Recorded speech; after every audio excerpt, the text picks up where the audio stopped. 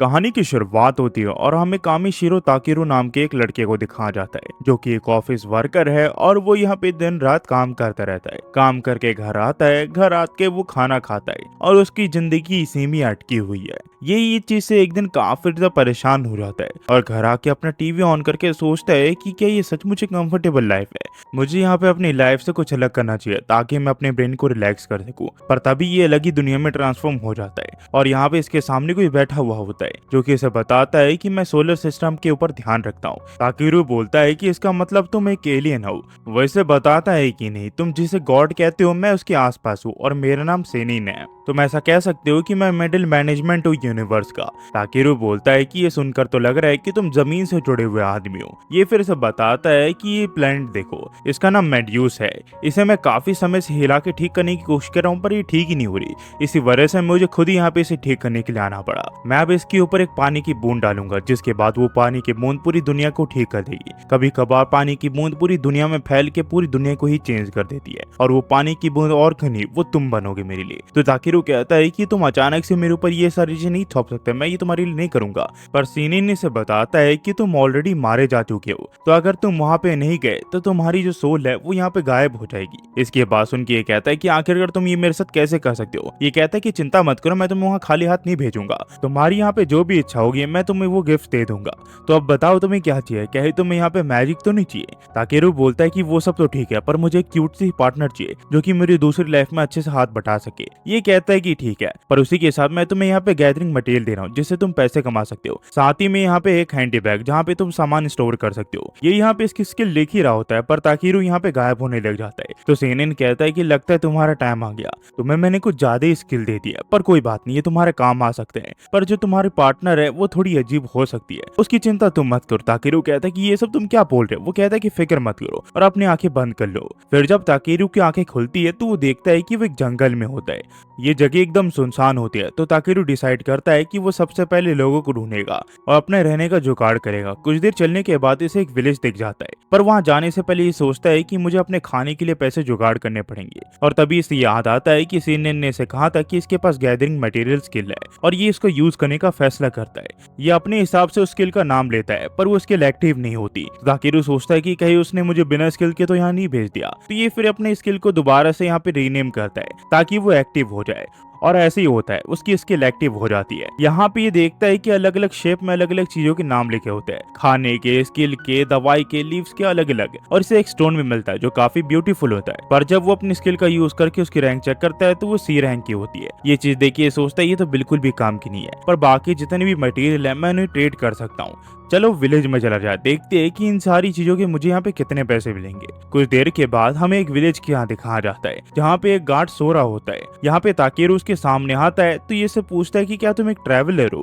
ताकेरू इसे अपना नाम बताता है और बोलता है कि हाँ मैं एक ट्रैवलर हूँ। तो ये से पूछता है कि क्या तुम यहाँ पे किसी काम से आए हो क्या। ये से बताता है कि नहीं, मैं यहाँ पे कुछ मटेरियल इकट्ठा किया उन्हें यहाँ पे बेचने के लिए आया हूँ। ये आदमी से बताता है कि मेरा नाम मार्लो है और ये जगह टॉर्मी विलेज का एक हिस्सा है। यहाँ पे एक डेडिकेटेड मटेरियल शॉप तो नहीं है, पर हाँ यहाँ पे एक जनरल स्टोर है। तुम चाहो तो वहां पे जाके शॉप ओनर से बात कर सकते हो कि वो तुम्हारा मटेरियल खरीदना चाहता है कि नहीं। ये इसका शुक्रिया करके आगे निकल जाता है, पर इसकी हाइट काफी ज्यादा होती है, इसी वजह से लोग इसे घूर रहे होते हैं। कुछ देर के बाद ये उस शॉप के यहाँ पे पहुंच जाता है जहाँ का शॉप ओनर से पूछता है कि मैंने तुम्हें पहले कभी यहाँ पे नहीं देखा, तुम यहाँ पे नए हो क्या। ये से बताता है कि दरअसल मैं आपको यहाँ पे कुछ सामान बेचने के लिए आया हूँ। और ये उसे स्टोन दिखाता है, पर ये बताता है कि ये तो हैमन एंट्री की ड्रॉपिंग है, इसकी कीमत काफी ज्यादा होगी, मैं इसके लिए तुम्हें यहाँ पे 5 सिल्वर कॉइन दे सकता हूँ। इसकी बात सुन के ताकेरू बोलता है कि मुझे दरअसल इस जगह के इनके रेट नहीं पता है, क्या आप मुझे बता सकते हो इतने पैसों में मैं कितने दिन यहाँ पे रुक सकता हूँ। ये बताता है कि 500 रेव जो है वो पर नाइट के यहाँ पे चार्ज होते हैं इनके। एक सिल्वर कॉइन 1000 रेव के करीब होते हैं। इसकी बात सुन के ताकेरू जापानीज येन में इसे यहाँ पे कैलकुलेट करने लग जाता है और उसे पता चलता है कि ये बर्ड पूप के लिए उसे यहाँ पे 50,000 येन दे रहा है। ये देख के ताकेरू हैरान होता है। शॉपकीपर बोलता है कि ये डील हम दोनों के लिए अच्छी है, क्या तुम्हारे पास और कुछ सामान होगा, अगर है तो प्लीज मुझे दिखाओ, मैं इन सभी को खरीदना चाहूंगा। जब ताकेरू उसे सारी चीज दिखाता है तो शॉप ओनर बोलता है ये सभी तो काफी बढ़िया आइटम है, मैंने कभी भी ये चीजें नहीं देखी, पर आखिरकार तुम ये सारी चीजों को यहाँ पे क्यों लाए।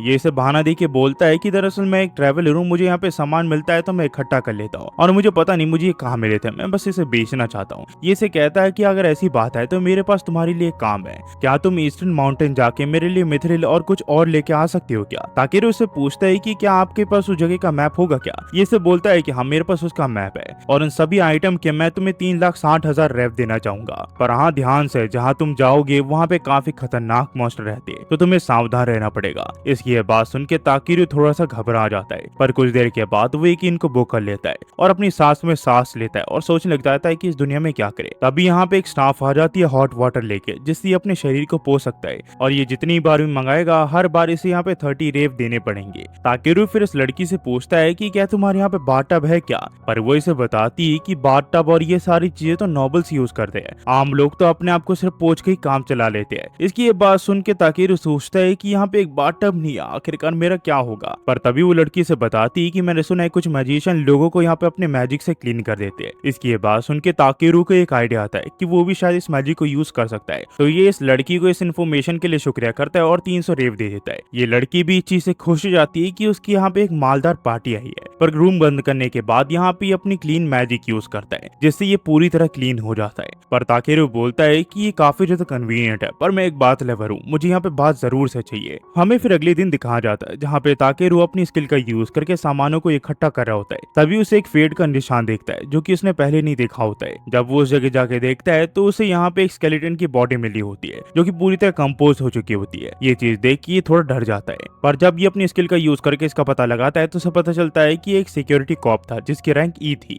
तभी इसे एक पेंडेंट दिखता है जो कि इस बॉडी के इसके परिवार वालों ने दिया होता है और यहाँ पे एक लेटर भी होता है। ये इसके शरीर को दफना देता है और इसके लिए प्रे करता है ताकि इसकी आत्मा को यहाँ पे शांति मिल सके। शाम होने के बाद ताकेरू यहाँ पे अपने चारों ओर एक सर्कल सा बना लेता है और उसके ऊपर एक प्रोटेक्शन शील्ड डाल देता है ताकि रात को कोई इसके ऊपर हमला ना कर सके। फिर ये यहाँ पे पानी लेके उसका सूप बनाने लग जाता है। इसे यहाँ पे जंगल से जितने भी आइटम मिले होते हैं वो इसमें इसे डाल देता है। साथ ही में ये मार्केट से कुछ चिकन भी लाया होता है, वो भी ये इसे डाल देता है और इसका सूप तैयार हो जाता है। जब ये इसे टेस्ट करता है तो इसे यहाँ पे जापान की याद आ जाती है कि वो कितना डिलीशियस खाना खाता था वहाँ पे। इसे काफी मजा आ रहा होता है इस दुनिया में। हमें फिर कुछ देर बाद दिखाया जाता है जहाँ पे ये फॉरेस्ट ऑफ व्हाइट ट्रीज के यहाँ पे आ चुका होता है, जिसे यहाँ पे फॉरेस्ट ऑफ एशियन ड्रैगन भी कहा जाता है। ये जगह काफी ज्यादा डरावनी होती है और ताकेरू को पता होता है कि यहाँ पे मॉन्स्टर कभी भी इसके ऊपर हमला कर सकते हैं, पर ये अपनी स्किल का यूज करके यहाँ पे सामान को इकट्ठा करने लग जाता है। काफी देर बीत जाते हैं पर कोई भी मॉन्स्टर इसके ऊपर हमला नहीं करता, तो ये बोलता है कि यहाँ पे एक भी मॉन्स्टर नहीं है। आखिरकार यहाँ की मॉन्स्टर को क्या हुआ, कहीं ऐसा तो नहीं कि मैं यहाँ पे स्मेल कर रहा हूँ, इसी वजह से कोई भी मॉन्स्टर मेरे सामने नहीं आ रहा। पर कोई बात नहीं, ये अच्छी बात है। और ये भागने लग जाता है। भागते हुए ताकेरू को होश ही नहीं होता कि वो कहाँ जा रहा है और इसी वजह से वो यहाँ पे खाई में गिर जाता है। गिरते हुए सोचता है कि आखिरकार वो क्या करे, तो वो यहाँ पे फ्लाई मैजिक का यूज करता है और नीचे गिरने से कुछ ही समय पहले वो यहाँ पे फ्लाई करने लग जाता है। नीचे आके ताकेरू यहाँ पे भगवान का शुक्रिया करता है कि उसने सही समय पे यहाँ पे स्किल का यूज किया, वरना उसका मरना तय था। फिर जब ये अपनी स्किल का यूज करता है तो उसे पता चलता है कि इसके सामने और के स्टोन्स रखे हुए हैं, तो ये हैमर का यूज करके उन ऑर्स को इकट्ठा करने लग जाता है। काफी देर ढूंढने के बावजूद इसे यहाँ पे एक भी मिथरिल नहीं मिलता, यहाँ पे सिर्फ और होते हैं और साथ ही में यहाँ पे अर्थक्वेक भी आ रहा होता है। तो ये सोचता है कि जल्दी से यहाँ पे मिथरिल इकट्ठा करे तो यहाँ से निकले। इसे यहाँ पे मिथरिल मिल तो जाता है पर वो काफी ज्यादा कम होता है, तो ये सोचता है कि शायद से मुझे थोड़ा और अंदर जाना चाहिए। कुछ देर आगे जाने के बाद इसे एक गुफा दिखती है जहाँ से लाइट आ रही होती है। ये इस गुफा के अंदर एंटर कर जाता है तो यहाँ पे एक माना की लेक देखता है।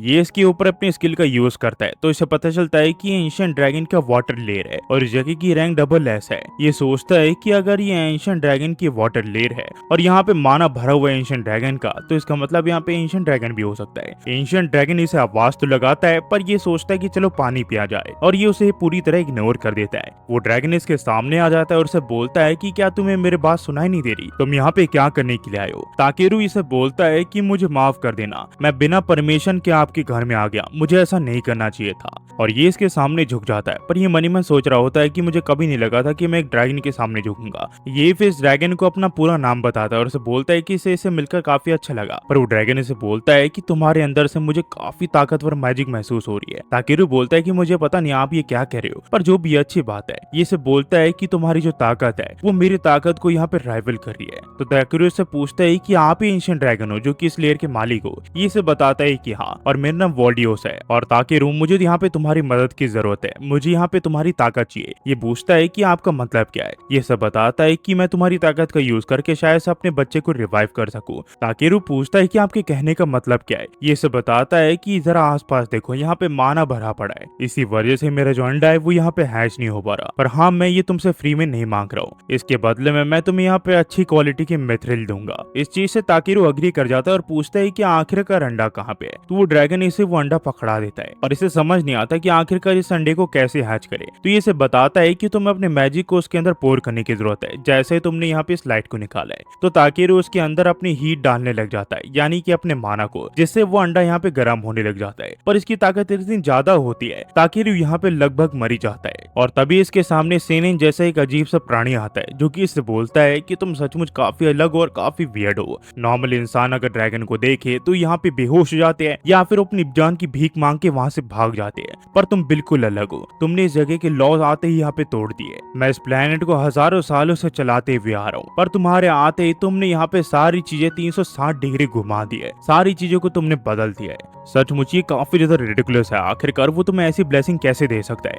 ताकेरू उससे पूछता है कि तुम हो कौन, पर ये से बताता है कि तुम याद है ना, तुमने एक क्यूट पार्टनर के बारे में पेश किया था। ये कहते ही वो यहाँ से गायब हो जाता है। फिर जब ताकेरू की आंखें खुलती है तो ये देखता है कि एक अंधेरी सी गुफा में होता है। जब ये यहाँ पे लाइट जलाता है तो उसे पता चलता है ये उसी जगह पे है और वॉल्डियस का जो एग है वो यहाँ पे हैच हो चुका है। उसके बच्चे को देख के ताकेरू काफी ज्यादा खुश होता है और उसे बोलता है कि वॉल्सान, तुम्हारा बच्चा यहाँ पे आ चुका है। ये यहाँ पे इसे किस करने लग जाता है। तो इसे बोलता है कि प्लीज मुझे किस मत करो, मुझे यहाँ पे दर्द हो रहा है। तभी वॉल्डियस इसे कहता है कि तुम्हें इसे एक नाम देना चाहिए। ये इसे पूछता है कि वो नाम तो तुम्हें देना चाहिए ना। ये इसे बताता है कि नहीं, मैं उसे ऑलरेडी एक नाम दे चुका हूँ, अब तुम उसके ऊपर एक नाम दे दो। तो ये यहाँ पे सोचने लग जाता है। इसे यहाँ पे शुरू में तो कुछ समझ नहीं आता, पर जब ये यहाँ पे आवाज निकाल रहा होता है तो इसे बोलता है कि तुम्हारा नाम बी रख सकते हैं। बी से यहाँ पे ब्लैक बी होता है। बी इसके नाम से काफी खुश होता है और ये यहाँ पे इससे दोबारा से चिपकने लग जाता है। वॉल्डियस भी कहता है कि हाँ, ये सचमुच काफी बढ़िया नाम है। तो बी, आज से तुम यहाँ पे ताकेरू के साथ पूरी दुनिया घूमोगे और ताकेरू तुम्हें पूरी दुनिया दिखाएगा, जिससे तुम एक्सपीरियंस भी लोगे। बी यहाँ पे ताकेरू की पार्टी को ज्वाइन कर लेता है, पर वो इसे बोलता है कि आखिरकार तुम अपने बच्चे को मेरे ऊपर पूरी तरह कैसे छोड़ सकते हो, ये बिल्कुल भी सेफ नहीं है। वो इसे बोलता है कि तुम मुझसे ज्यादा ताकतवर हो, इसी वजह से मैं तुम्हारे ऊपर ट्रस्ट कर रहा हूँ, वरना मैं ऐसे नहीं करता। और ये इसके बैग में इसका सामान दे देता है। उसके बाद वो यहाँ पे दोबारा से माना की लेक में चले जाता है।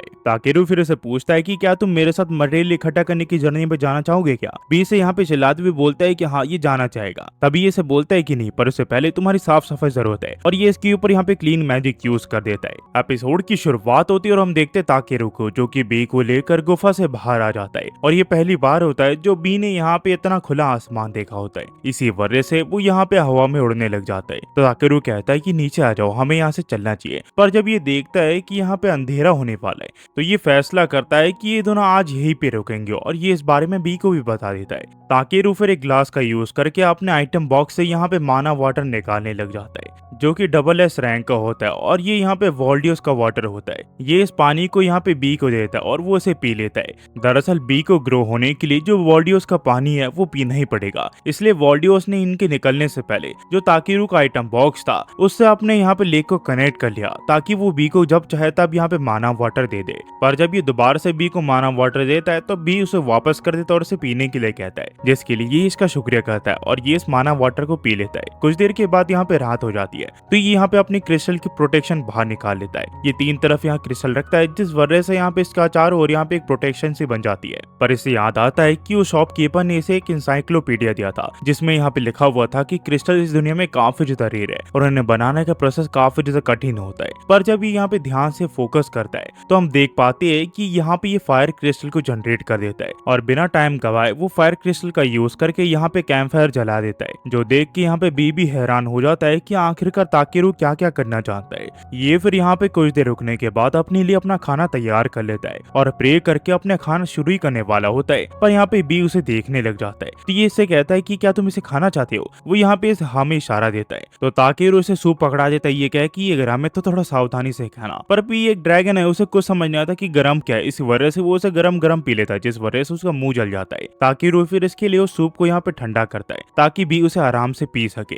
और जब दोबारा से बी उसे पीता है तो वो उसे काफी ज्यादा टेस्टी लगता है। इसी वजह से वो उसके काफी सारे कप पी जाता है, जिस वजह से इसका पेट भर जाता है। बी को फुल देख के ताकेरू कहते हैं ये तो अच्छी बात है कि हम दोनों एक जैसा खाना खा सकते हैं। अगर हम फ्यूचर में कहीं प्रॉब्लम में फंस गए तो बी तुम्हें यहाँ पे कोई दिक्कत नहीं आएगी। बी फिर यहाँ पे क्यूटनेस दिखाते हुए इससे यहाँ पे चिपक जाता है। पर ताकेरू जब इसके लेवल चेक करता है तो वो हैरान हो जाता है, क्योंकि उसका रंग यहाँ पे बी होता है, जो कि एक क्यूट से ड्रैगन के लिए काफी ज्यादा है। ताकेरू सोचता है कि अगर बी और ज्यादा बड़ा हुआ तो पता नहीं उसका लेवल कहाँ तक जाएगा। फिर ये सोचता है कि नहीं, बी अभी बच्चा है तो मुझे उसे बच्चे की तरह ही ट्रीट करना चाहिए। ये फिर इसे समझाता है कि बी देखो, तुम काफी ज्यादा ताकतवर हो और आगे जाके काफी ताकतवर भी हो जाओगे। अगर तुम मुझसे ताकतवर हो गए तो प्लीज मेरे ऊपर हमला मत करना, या फिर किसी को भी ऊपर हमला मत करना। अगर तुम्हें कुछ हो गया तो वॉल्डियस मुझे यहाँ पे कच्चा चबा जाएगा। ताकेरू यहाँ पे काफी लंबे लंबे लेक्चर दे रहा होता है, पर जो बी होता है वो यहाँ पे थक चुका होता है, इसी वजह से वो सो जाता है। तभी ताकेरू को यहाँ पे स्टैनिन की बात याद आती है कि उसने तो इससे यहाँ पे एक क्यूट पार्टनर मांगा था और शायद से वो बी ही है। हम फिर अगले दिन देखते हैं जहाँ पे ताकेरू यहाँ पे पहाड़ को चढ़ने की कोशिश करता है और कुछ देर की चढ़ाई के बाद ये यहाँ पे पहाड़ पे चढ़ जाता है और ये देखता है कि उसी जगह पे पहुंच जाता है जहाँ से नीचे गिरा था।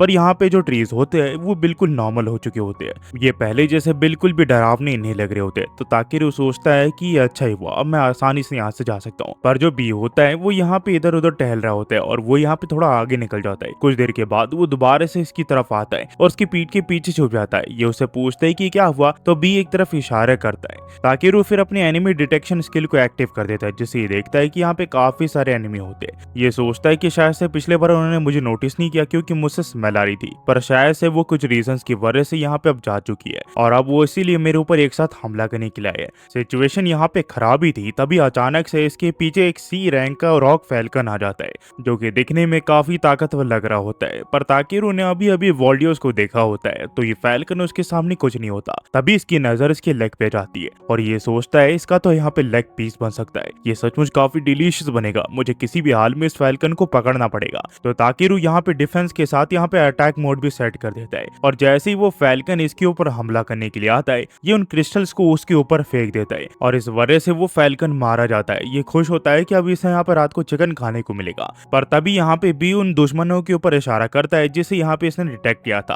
और ये होते हैं स्नेक वुल्फ, जो कि यहाँ पे सी रैंक के होते हैं और ये काफी ताकतवर लग रहे होते हैं। तो बी को कुछ होना, ये अपने और उसके ऊपर यहाँ पे एक प्रोटेक्शन के लिए डाल देता है और जैसे ही वो वुल्फ्स के ऊपर हमला करते हैं, ये यहाँ पे फ्लाई मोड का यूज करता है और अपने यहाँ पे ग्रेविटी का यूज करके सीधा उस वुल्फ के सर के ऊपर हमला करता है, जिस वजह से एक वुल्फ यहाँ पे मारा जाता है। ताकेरू सोचता है कि ये सचमुच काफी ज्यादा कन्वीनियंट है, पर उतने में उसके बाकी साथी भी इसके ऊपर हमला कर देते हैं। तो ताकेरू यहाँ पे अपनी स्पीड मोड का यूज करता है और तुरंत ही इन सभी वुल्फ का मुकाबला करने लग जाता है। यहाँ पे एक भी ऐसा वुल्फ नहीं होता जो कि ताकेरू के सामने टिक पाए। वो यहाँ पे इनके ऊपर पंचेस के ऊपर पंचेस बरसाता है और इन सबको मार गिराता है और फिर वो यहाँ पे रॉक फैल्कन का यहाँ पे मीट इकट्ठा कर लेता है। ये यहाँ पे सभी की मीट इकट्ठा कर ही रहा होता है, तभी यहाँ पे इसे कुछ नोटिस होता है और जब ये अपनी स्किल का यूज करके देखता है तो यहाँ पे और भी दुश्मन होते हैं जो कि इसके ऊपर हमला करने के लिए आ रहे होते हैं। तो ताकेरू कहता है कि काश ऐसा हो पाता कि मैं यहाँ से उड़ पाता।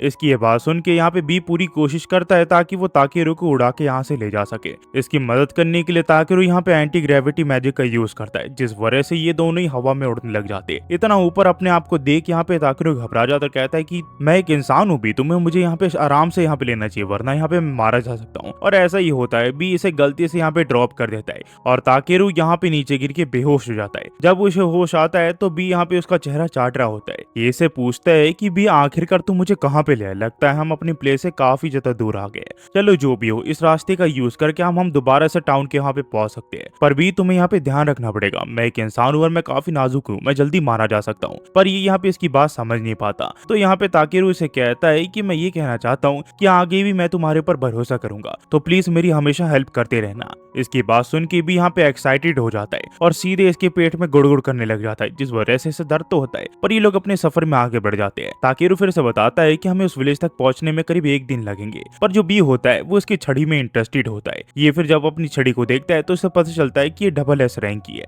बी फिर इसके ऊपर अचानक से यहाँ पे स्मोक डाल देता है, जिस वजह से ये जो छड़ी है वो यहाँ पे एक बड़ी स्टिक बन जाती है। ये देख के ताकेरू यहाँ हैरान हो जाता है कि आखिरकार उसने ऐसा कैसे किया। वो यहाँ पे सोचता तो है पर उसे कुछ भी आंसर नहीं मिलता। तो ये कहता है कि चाहे जो भी हो, अब हमें शायद से आगे बढ़ना चाहिए। तभी अचानक से इन्हें जंगल से एक जानवर की आवाज आती है, तो ये दोनों यहाँ पे सावधान हो जाते हैं। यहाँ पे ये सोचता तो है कि वो मॉन्स्टर इनके ऊपर हमला करेगा, पर वो बाहर नहीं आता। इसी वजह से बी यहाँ पे उसे ढूंढने चले जाता है और ताकेरू उसे फॉलो करने लग जाता है, पर बी की स्पीड काफी ज्यादा थी, इसी वजह से वो ताकेरू से थोड़ा दूर हो जाता है। कुछ देर के बाद ताकेरू को यहाँ पे बी एक पेड़ के ऊपर घूमता हुआ दिखता है, तो उसके पास जाता है और देखता है कि यहाँ पे एक एल्फ है जो कि यहाँ पे काफी थकी हुई लग रही होती है और उसे यहाँ पे भूख लग रही होती है, और जो मॉन्स्टर की आवाज थी वो उसके पेट से आ रही थी। यहाँ ये एल्फ बोलती है कि प्लीज मुझे पानी दो, मैंने काफी दिन हो गए यहाँ पे पानी नहीं पिया है। तो ताकेरू बोलता है कि 2 मिनट रुको, मैं तुम्हें पानी दे देता हूँ, और ये इसे अपनी वाटर बोतल पकड़ा देता है। ये एल्फ यहाँ पे उसकी पानी पी के पूरी तरह रिफ्रेश फील करती है और उसका शुक्रिया करती है इसकी मदद के लिए, पर अभी भी इसे भूख लग रही होती है और उसका पेट अभी भी गुड़गुड़ कर रहा होता है। तभी ताकेरू को याद आता है कि शॉप ओनर ने उसे यहाँ पे एक लंच बॉक्स पैक करके दिया था इसके लिए। ये फिर यहाँ पे उस लंच बॉक्स को इस एल्फ को देता है और उसे कहता है कि तुम इसे खा सकती हो।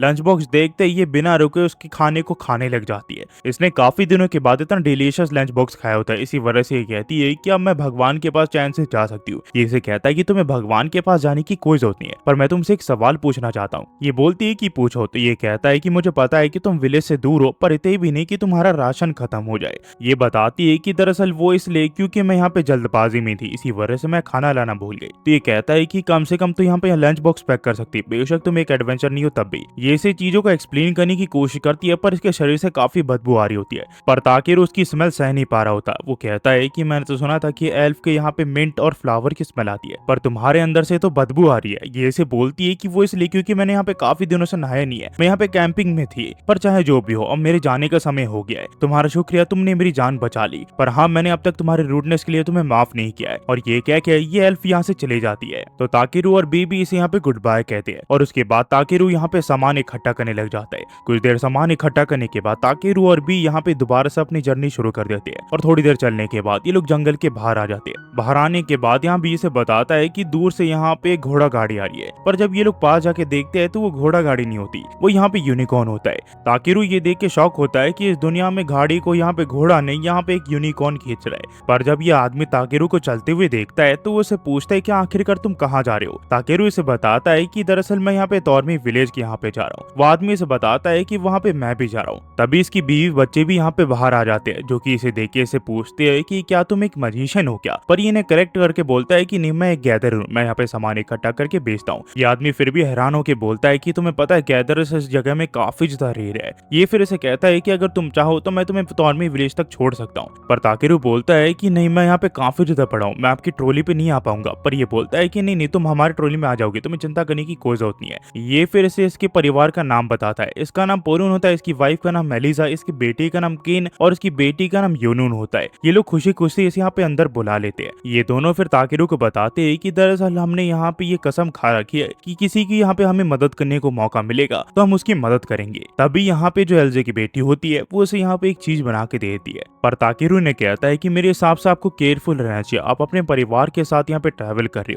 हो सकता था कि मैं यहाँ पे एक बैंडेड भी हो जो कि आपको यहाँ पे लूटना चाहे। पर यहाँ पे उसका बेटा हंसते हुए कहता है कि ऐसा कुछ भी नहीं है, अगर आप यहाँ पे बैंडेड होते तो इस बारे में हमें पहले ही पता चल जाता। ये फिर ताकेरू को एक बेल दिखाते और उसे बताती है कि अगर तुम्हारे अंदर बुरे इंटेंशन होते तो ये बेल यहाँ पे बजने लगता और हम तुम्हें कभी भी लिफ्ट नहीं देते। ताकेरू फिर अपने यहाँ पे इंट्रोडक्शन देता है, पर तभी यहाँ पे भी आवाज कर देता है। इसकी आवाज यहाँ पे केन सुन लेता है और कहता है कि अगर आपके पास कोई पेट है तो प्लीज हमें दिखाओ, हम आपके पेट को देखना चाहेंगे कि वो कितना ज्यादा क्यूट है। पर यहाँ पे ताकेरू बोलता है कि दरअसल वो मॉन्स्टर काफी ज्यादा रेयर है, इसी वजह से आप घबरा ना जाओ, मैं इसलिए आपको वो दिखाना नहीं चाहता। तो यहाँ पे एलिजा से बताती है कि मॉन्स्टर यहाँ पे बिल्कुल भी रेयर नहीं है, यहाँ पे एडवेंचर्स भी मॉन्स्टर के साथ घूमते हैं। तो ताकेरू कहता है कि अगर ऐसी बात है तो फिर ठीक है। ये फिर बी को बाहर निकलने के लिए बोलता है और कहता है कि किसी को भी काटना मत या बदमाशी मत करना। बी यहाँ पे बाहर आ जाता है। इसे देख के पोरून कहता है कि ये तो एक ड्रैगन है, पर आखिरकार ये किस टाइप का है। ताकेरू बताता है कि ये एक ब्लैक ड्रैगन है। वो इंटेंशनली यहाँ पे एशियन ड्रैगन नहीं बताता ताकि ये लोग यहाँ पे डर ना जाए। पर इसकी बात सुन के ये बोलते हैं कि इसका मतलब तुम यहाँ पे एक ड्रैगन नाइट हो। ये बोलता है कि नहीं, मैं एक ड्रैगन नाइट नहीं हूँ, मुझे बस यहाँ पे एक अंडा मिल गया था, मैंने बस उसे हैच कर दिया। इसकी बात सुन के ये लोग और ज्यादा हैरान हो जाते हैं कि ऐसा भी कुछ हो सकता है क्या। बी फिर यहाँ पे बाकी बच्चों के साथ मिलकर ताकेरू को छेड़ने लग जाता है, पर ताकेरू मनी मन सोच रहा होता है कि ड्रैगन नाइट को मैंने आज तक सिर्फ गेम में देखा है,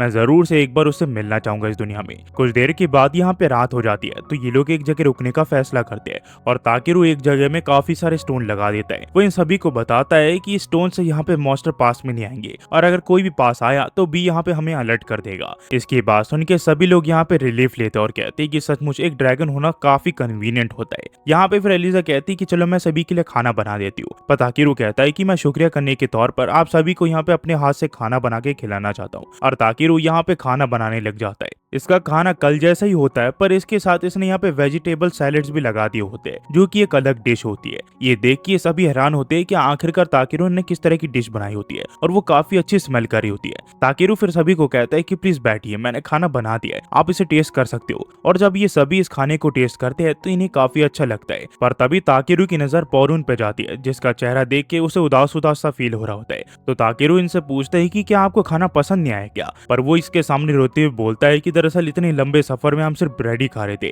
यहाँ पे हम अच्छा खाना मिल ही नहीं रहा था, और अपने बच्चों के चेहरे पे खुशी देख के मुझे काफी अच्छा लग रहा है। ताकिरू इसे ऐसा देख के कहता है कि अब बस आप खींच रहे हो, ऐसा कुछ भी नहीं है। वो इसे बोलता है कि नहीं, आप एक फूड सॉर्सर हो, आपको सचमुच काफी अच्छा खाना बनाना आता है। और इसकी ऐसी बातें सुन के सभी लोग यहाँ पे हंसने लग जाते हैं कि आखिरकार पौरून ये क्या कह रहा है। खाना खत्म करने के बाद सभी लोग यहाँ पे नाचने गाने लगते हैं, और ताकिरू को भी इस फैमिली के साथ काफी मजा आ रहा होता है। उसने कभी नहीं सोचा था कि वो एक शर्टीन होने के बावजूद ऐसी लाइफ जी पाएगा। ये पहली बार है कि वो किसी फैमिली के साथ बैठ के इतना ज्यादा एंजॉय कर रहा है। उसने अपनी पिछली जिंदगी में कभी भी ऐसा नहीं किया, तो उसे काफी अच्छा लग रहा होता है। और यहाँ से जो कहानी वो भी कंटिन्यू जाती है। इसका अगला पार्ट जैसे ही आएगा मैं उसे एक्सप्लेन कर दूंगा। पर हाँ गाइस, प्लीज कमेंट सेक्शन में बताना मत भूलना कि आपको ये वीडियो कैसे लगा, ताकि हम अपने आप को और ज्यादा इंप्रूव कर सके और नई नई अच्छी वीडियोस ला सके। बस जाते हुए सिर्फ इतना ही कहूंगा, thanks for watching. Next video मिलता है, होपफुली आप सब बढ़िया होंगे।